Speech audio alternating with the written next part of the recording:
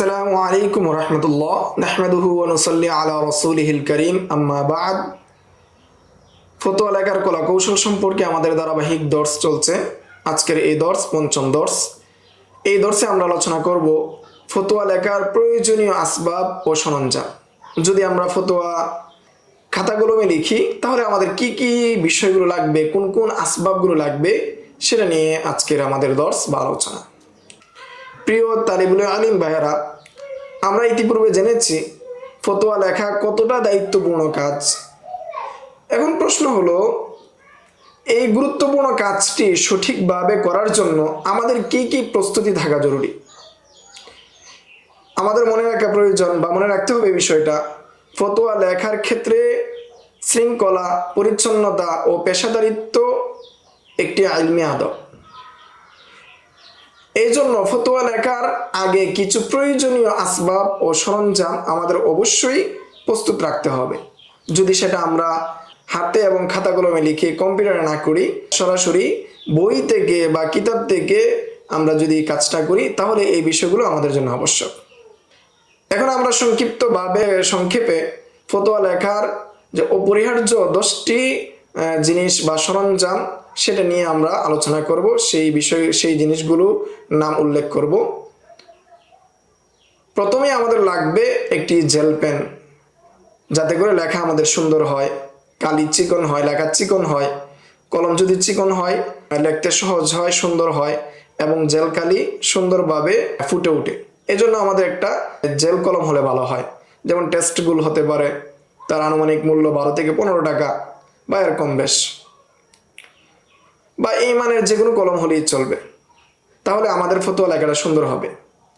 দ্বিতীয়তে আমাদের লাগবে একটি কারেকশন পেন বা কলম। যদি ভুল হয়ে যায় তাহলে আমরা এটার মাধ্যমে যাতে করে মিটিয়ে ফেলতে পারি এবং ভুলটাকে সহজে আমরা সুন্দরভাবে উপস্থাপন করতে পারি। ভুলটাকে কেটে সঠিকভাবে লিখে সুন্দরভাবে যাতে করে আমরা উপস্থাপন করতে পারি।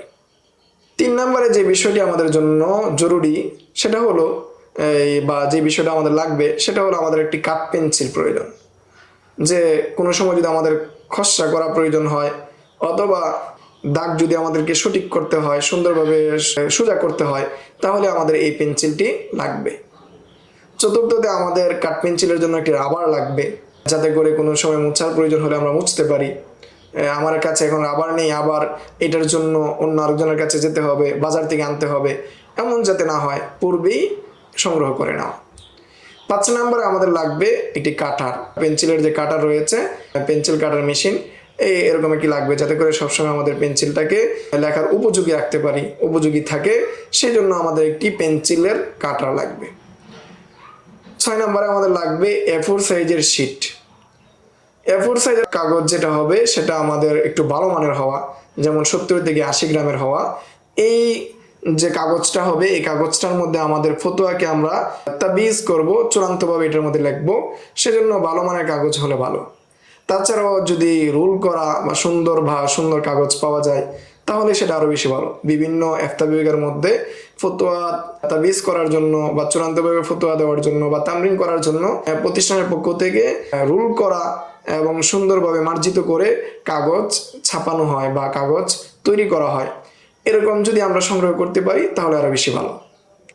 7 নম্বরে আমাদের যে জিনিসটা লাগবে, যে এই সকল জিনিসগুলো রাখার জন্য একটি ফাইল প্রয়োজন। যদি প্লাস্টিকের হয় তাহলে সেটা মজবুত হবে। এরকম যদি প্লাস্টিকের কোনো ফাইল থাকে আমাদের তাহলে ভালো। তাহলে সবগুলো জিনিস আমরা একসাথে রাখতে পারবো এবং আমাদের ফতোয়ার যে তামরিন করা অথবা ইস্তেফতা দেওয়ার ক্ষেত্রে এই জিনিসগুলো সহজে এক জায়গায় পেয়ে যাব। এটা আমাদের জন্য একটা কার্যকরী একটা মাধ্যম হতে পারে, যার মাধ্যমে আমাদের জিনিসগুলোকে গুছিয়ে রাখতে পারবো। 8 নম্বর আমাদের যে জিনিসটা প্রয়োজন, যে কলম, পেন্সিল, রাবার, এর জন্য ছোট একটা ব্যাগ। এটার মধ্যে আমরা আমাদের লেখার যে সামগ্রী আছে সেগুলো আমরা রাখবো। 9 নম্বরে উস্তাদকে ফতোয়া দেখানোর জন্য ভালো মানের একটা বাংলা খাতা অথবা তামরিনের জন্য বিশেষ প্রস্তুতকৃত বিভিন্ন প্রতিষ্ঠানের খাতা পাওয়া যায়, সেই খাতাগুলো সংগ্রহ করা, এর মধ্যে তামরিন করা, যাতে করে সহজে উস্তাদকে তামরিনটা দেখানো যায়। 10 নম্বরে আমাদের প্রয়োজন যে ফতোয়া যখন আমরা খসড়া করব, এই খসড়ার জন্য আমাদের একটা খাতা। সেই খাতা লাইব্রেরি থেকে অথবা দোকান থেকে, স্টেশনারি দোকান থেকে ভালো মানের যদি আমাদের একটা খাতা সংগ্রহ করতে পারি, সেই খাতার মধ্যে আমরা খসড়া করতে পারবো। এরকম ভালো মানের একটা খাতা সংগ্রহ করা, এই 10টি সরঞ্জাম আমাদের জন্য আবশ্যক। এই 10টি সরঞ্জাম যদি না থাকে তাহলে আমরা সুন্দরভাবে ফতোয়া সাজাতে পারবো না, লিখতে পারবো না। বা আমাদের কাছে কয়েকটি আছে বা কয়েকটি নেই, তখন আমরা এই ফতোয়া লেখার ক্ষেত্রে দেখা যাবে যে সুন্দরভাবে সঠিকভাবে গুছিয়ে লেখার যে একটা পরিবেশ বা আসবাবপত্র সেটা পাচ্ছি না, তার মধ্যে বিঘ্নতা ঘটবে, সমস্যা তৈরি হবে। এই জন্য পূর্বেই এই জিনিসগুলো সংগ্রহ করে নেওয়া। ফতোয়া যেহেতু একটা মর্যাদাপূর্ণ কাজ, সেজন্য তার পদ্ধতি বা লেখার পদ্ধতি বা লেখার জন্য যে আসবাব, সেটাকেও আমরা মর্যাদার সাথে, গুরুত্বের সাথে সেই জিনিসগুলোকে আমরা সংগ্রহ করব এবং সেটার মাধ্যমে আমরা ফতোয়ার তামরিনগুলো করব ইনশাআল্লাহ। এই ছিল ফতোয়া লেখার প্রয়োজনীয় আসবাব এবং সরঞ্জাম সম্পর্কে সংক্ষিপ্ত আলোচনা। আসসালামু আলাইকুম ওয়া রাহমাতুল্লাহ। يؤتي الحكمة من يشاء ومن يؤت الحكمة فقد أوتي خيرا كثيرا وما يذكر إلا أولو الألباب